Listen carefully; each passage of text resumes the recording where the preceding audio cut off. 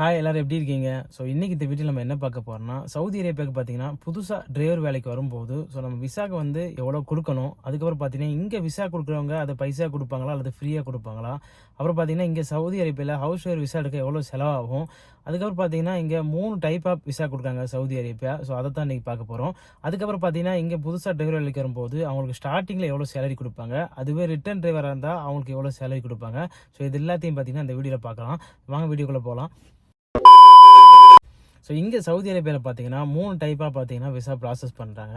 So அதுக்கு பார்த்தீங்கன்னா முதல் டைப் நான் சொல்கிறேன். ஸோ இப்போது எனக்கு பார்த்தீங்கன்னா என்கிட்ட வந்து ஒரு அரபி வந்து அப்ரோச் பண்ணுறாங்க. எனக்கு ஒரு டிரைவர் வேணும், உன் ஃப்ரெண்டு யாராவது கொண்டு வான்னு சொல்லி.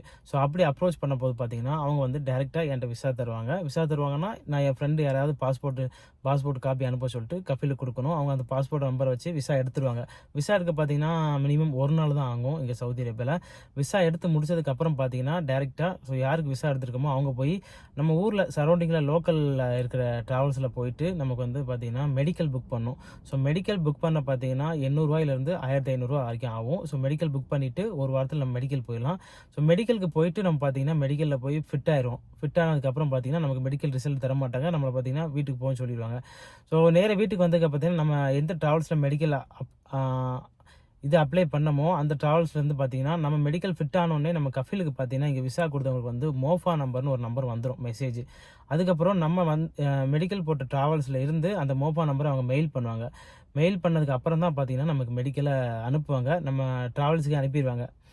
நம்ம அப்பாயின்மெண்ட் புக் பண்ண ட்ராவல்ஸுக்கே பார்த்தீங்கன்னா மெடிக்கல் அனுப்பிடுவாங்க. அதுக்கப்புறம் பார்த்தீங்கன்னா அந்த ட்ராவல்ஸ்லேருந்து அடுத்த ப்ராசஸ் என்னன்னு பார்த்தீங்கன்னா ஸ்டாம்பிங்கு. நம்ம மெடிக்கல் ரிப்போர்ட்டு அதுக்கப்புறம் பாஸ்போர்ட் எல்லாத்தையும் பார்த்தீங்கன்னா மும்பைக்கு ஸ்டாம்பிங் அனுப்பிடுவாங்க. இது பார்த்தீங்கன்னா ஸ்டாம்பிங் போயிட்டு வர ஒரு 10 நாள் ஆகும். ஸ்டாம்பிங்கு பைசா பார்த்தீங்கன்னா எவ்வளோ செலவாகும்னா 8000லேருந்து ஒரு 10,000 செலவாகும்.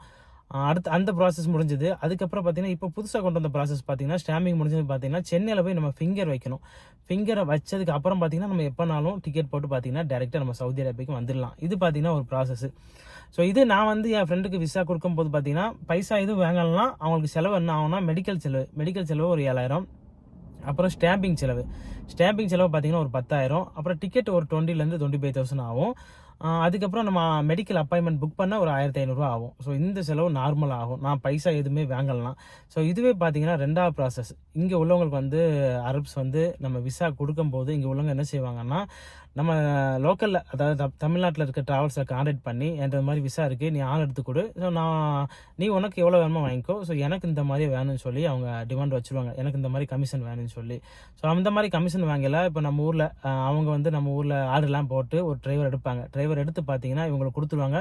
ஸோ டிரைவர் எடுத்துகிட்டு அவங்களே மெடிக்கலு அதுக்கப்புறம் இது மெடிக்கல் நம்ம பண்ணணும். ஸ்டாம்பிங்கு டிக்கெட்டு எல்லாமே அவங்க பண்ணி கொடுத்துருவாங்க. ஸோ அமௌண்ட் பார்த்தீங்கன்னா எனக்கு 70,000 வேணும் 80,000 வேணும்னு சொல்லுவாங்க. ஸோ 70,000 80,000 வேணும்னு சொல்லல இவங்க நம்ம விசா கொடுத்தவங்களும் அவங்களும் ஷேர் பண்ணிக்கிடுவாங்க பைசாவை. ஸோ இது வந்து 2வது ப்ராசஸ்.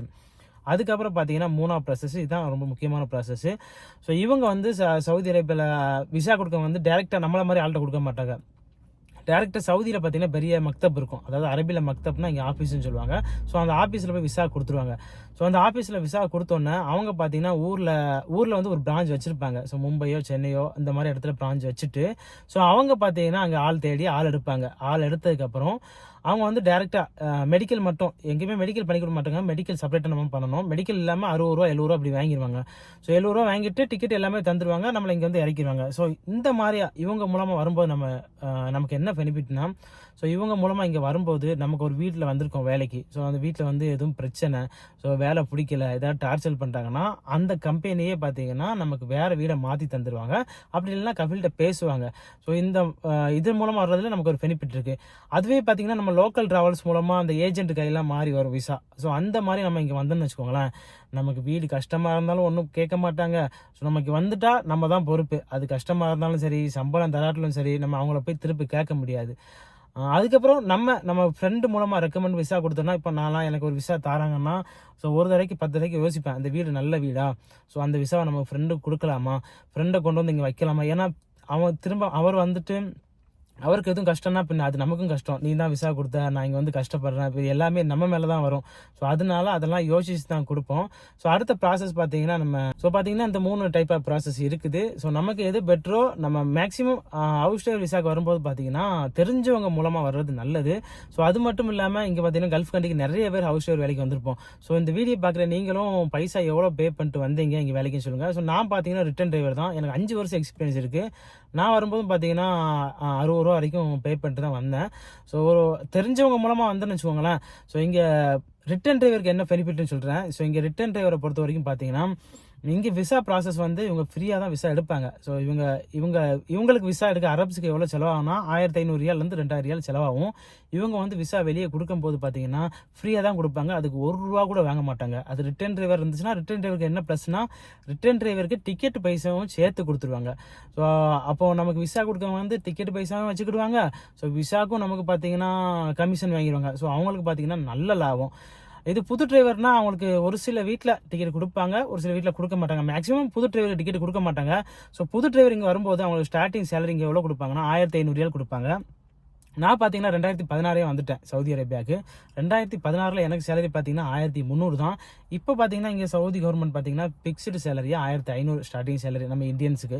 ஸோ அதனால் பார்த்தீங்கன்னா ஹவுஸ் டிரைவருக்கு 1500.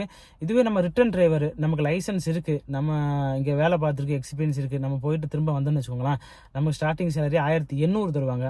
ஸோ 1800 ஒரு சில வீட்டில் மட்டும் 2000 ரூபா தருவாங்க. அது மட்டும் இல்லாமல் பார்த்தீங்கன்னா சவுதி அரேபியா பொறுத்த வரைக்கும் வந்து சாப்பாடு தரமாட்டாங்க. இப்போ நீங்கள் கத்தாரோ குவைத்தோ நீங்கள் ஹவுஸ் டிரைவர் வேலைக்கு போகணும்னு வச்சுக்கோங்களேன், 3 டைம் சாப்பாடு தந்துடுவாங்க. அது போக சம்பளம் தருவாங்க.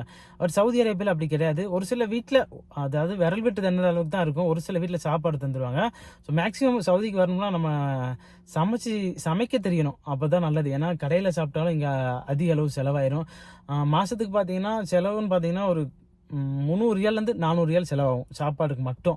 அப்புறம் இன்டர்நெட்டு அப்படிலாம் பார்த்தீங்கன்னா இன்டர்நெட்டு குறைஞ்சது 120 ரியாலாவது வேணும். 120 ரியால் மொத்தம் 450 இல்லை 500 ரியால் செலவாகும். அப்போ 1500 ரியால் சம்பளத்துக்கு நம்ம வேலைக்கு வந்தால் மேக்ஸிமம் நம்ம எவ்வளோ பிடிச்சி வச்சு செலவு பண்ணாலும் ஒரு 1000-1100 ரூபா தான் நம்ம பைசா அனுப்ப முடியும். ஸோ இதுவே பார்த்தீங்கன்னா நம்ம சவுதி அரேபியா ஒர்க் பண்ணியிருப்போம், டிரைவராக ஒர்க் பண்ணியிருப்போம், 2 வருஷம் ஒர்க் பண்ணியிருப்போம். ஸோ நமக்கு பார்த்தீங்கன்னா லைசன்ஸ் எடுத்துருக்க மாட்டோம்.